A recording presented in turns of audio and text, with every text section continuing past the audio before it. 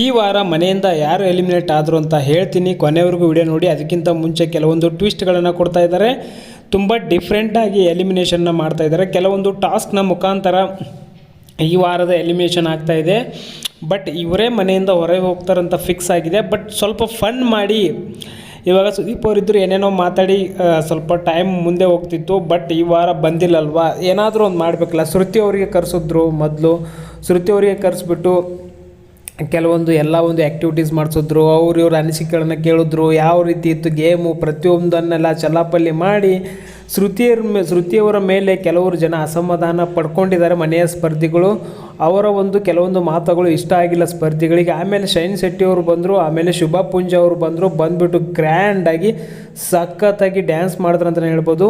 ಇವರ ಬಂದ ಮೇಲೆ ಸ್ಪರ್ಧಿಗಳ ಒಂದು ಜೋಶ್ ಜಾಸ್ತಿ ಆಯ್ತು ಅಂತಲೇ ಹೇಳ್ಬೋದು.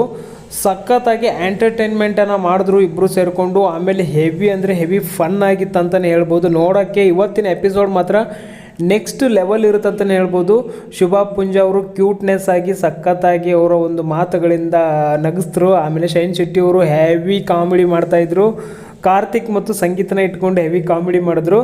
ಅದಾದ ಮೇಲೆ ಎಲಿಮಿನೇಷನ್ ವಿಚಾರ ಬರುತ್ತೆ. ಎಲಿಮಿನೇಷನ್ ವಿಚಾರ ಬಂದ ಮೇಲೆ ಇಲ್ಲಿ ಸಿರಿ ಮ್ಯಾಮ್ ಅವರು ಮತ್ತು ಅವಿನಾಶ್ ಅವರು ಕೊನೆಯವರೆಗೂ ಬಂದಿರ್ತಾರೆ. ಅಂದರೆ ಕೊನೆಯವರೆಗೂ ಬಂದು ಇಲ್ಲಿ ಅತಿ ಹೆಚ್ಚು ಅಂದರೆ ಓಟ್ ಪ್ರಕಾರ ಸೇವ್ ಆಗ್ತಾ ಬರ್ತಾರೆ. 2 ಕಾರ್ ಬಂದು ಸಿರಿ ಮ್ಯಾಮ್ ಅವರಿಗೆ ಅವಿನಾಶ್ ಅವರಿಗೆ ಕುತ್ಕೋತಾರೆ. ಕಾರಲ್ಲಿ ಕುತ್ಕೊಂಡಾಗ ರೌಂಡ್ ಹಾಕಿ 3-4 ರೌಂಡ್ ಹಾಕ್ತವೆ. ಕಾರ್ ಹಾಕಿ ರೌಂಡ್ ಹಾಕಿ ಮೇನ್ ಗೇಟಿಂದ ಅವಿನಾಶನ್ನು ಎಲಿಮಿನೇಷನ್ ಮಾಡ್ತಾರೆ. ಈ ವಾರ ಮನೆಯಿಂದ ಹೊರ ಹೋಗ್ತವ್ರವರು ಅವಿನಾಶ್ ಅವರು.